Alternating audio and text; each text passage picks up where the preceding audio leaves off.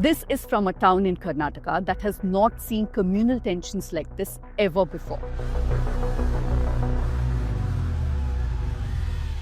On September 7th, stones were thrown at a Ganesha procession passing near a mosque in Ram Rahim Nagar in Karnataka's Maddur. The police diffused the situation and the idol was immersed.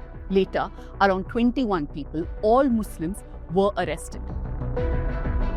But the next day, the scene turned into a show of Hindu strength, and the episode led to communal strife. This isn't just a local spat. It reflects a much bigger, a more deliberate trend. The BJP is laying the groundwork for a massive political realignment in Karnataka.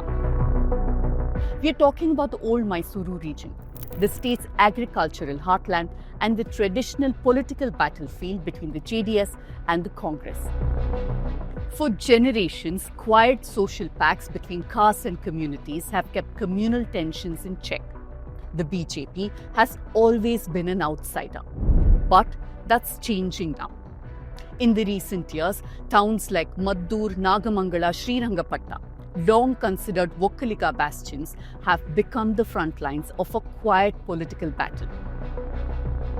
Saffron flags are now replacing the green ones. Small incidents like an argument over a ritual, a stone pelting, are all being magnified. With the BJP and JDS alliance offering a new political opening, Hindutva groups are moving into spaces that were once dominated by the JDS. The old social balances that kept Hindus, Muslims, Dalits and Vokkaligas in an uneasy harmony are now cracking apart. So how is this region slowly being communalized? Why is the BJP investing so heavily here? And what does this mean for the future of Karnataka politics? Let me explain.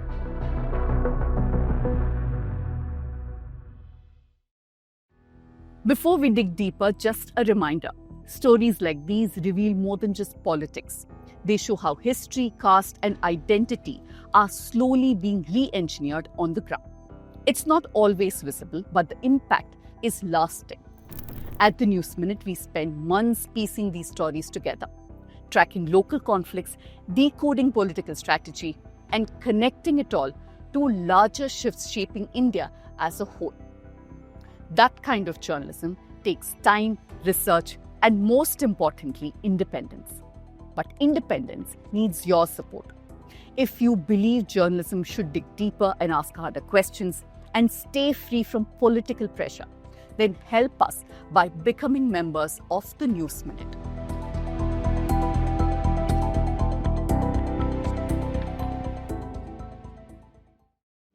Now, the latest communal flashpoint was Maddur in September. But just last year, a town not too far away from Maddur, Nagamangala, also saw something similar. Clashes broke out there during a Ganesh Chaturthi procession after an altercation near a mosque. Shops and vehicles were set on fire and many arrests were made. Maddur and Nagamangala have now become sudden new flashpoints for communal strife. This social shift isn't random. It's a deliberate engineering campaign built through narratives, potent symbols, and the outright distortion of history. Because 2 to 3 years ago, the BJP introduced 2 new characters, Uri Gowda and Nanjegowda. These were hailed as Vokkaliga chieftains who supposedly killed Tipu Sultan. But here's a crucial issue. History tells us a very different story. Tipu Sultan was defeated and killed by the British in 1799 during the 4th Anglo-Mysore War. Historians I spoke to then were very clear. There's no evidence that these 2 men existed or killed Tipu Sultan.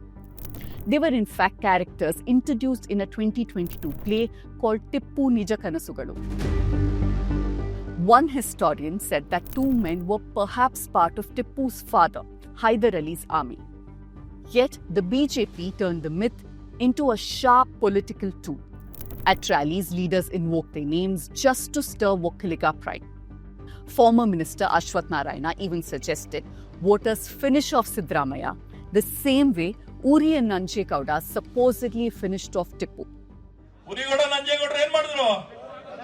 ಹಂಗೆ ಇವ್ರನ್ನ ಹೊಡೆದಾಕ್ಬೇಕು. By elevating mythical heroes, the BJP tried to reframe history as pure identity politics. Voters from Old Mysuru were invited to pick sides in a conflict from over 200 years ago, linking local pride to modern political loyalties. But the story didn't fully catch on. We have seen efforts to polarize the region before too. In 2022, a group demanding permission to hold prayers inside Srirangapatna's historical Jamia Masjid claimed that it stood on the ruins of an Anjaneya temple.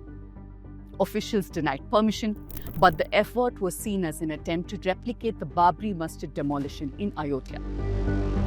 The same year, the hijab row reached Mandya. College student Muskan Khan stood her ground against a crowd of ABVP members chanting Jai Shri Ram. That moment had the markings of a flashpoint. But caste loyalties and long-standing local social networks prevented a complete breakdown of a society. In the 2023 assembly elections, the BJP's aggressive push in Old Mysuru did not yield the expected results. Because the Congress won 43 of the 64 seats, JDS 40, and the BJP made only modest gains in the vote share. The BJP's alliance with the JDS in 2023 opened the doors for them in the region. And cut to 2024, a small village named Keregodu in Mandya, a dispute over replacing the Hanuma Dwaja from a flagpole escalated into a massive communal flashpoint.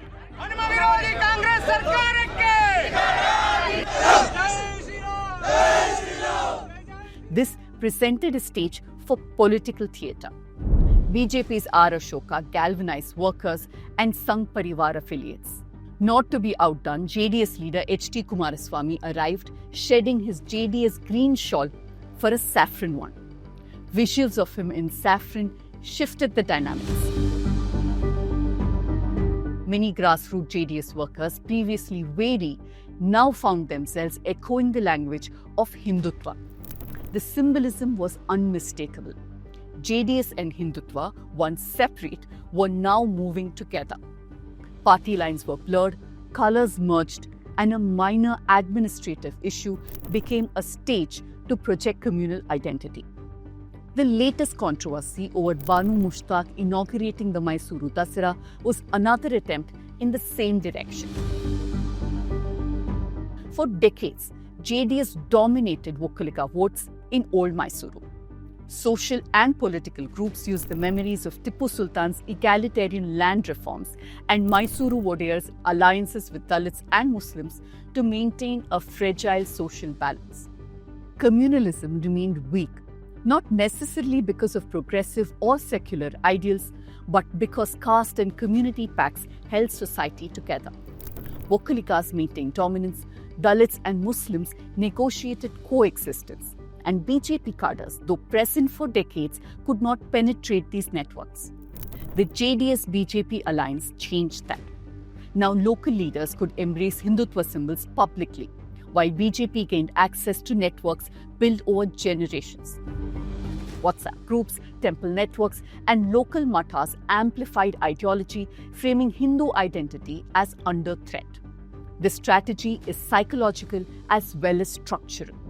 Young Vokalikas embraced BJP's narrative of religion and nationalism, while they remain JDS supporters. Mandya reported 26 communal incidents in 2024. Stone pelting, flag disputes, inflammatory speeches have increased.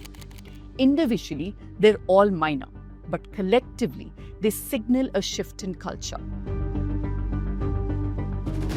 Communities that once lived side by side now feel the need to perform their identities in public. Meanwhile, arrests disproportionately target Muslims, fueling resentment and deepening divisions. The BJP's long-term goal is clear: make Old Mysuru a sustainable vote base, because history does offer a precedent. In the 1990s, S. Bangarappa brought OBC votes to the BJP.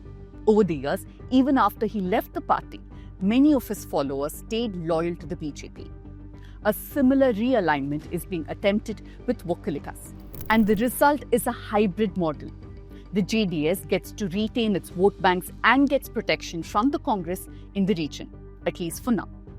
And the BJP gets to expand its ideological influence and network into the influential Vokkaliga networks. With the alliance, BJP now gets access to Vokkaligara Sangha, a century-old caste-based association with influence in over 11 districts in Karnataka.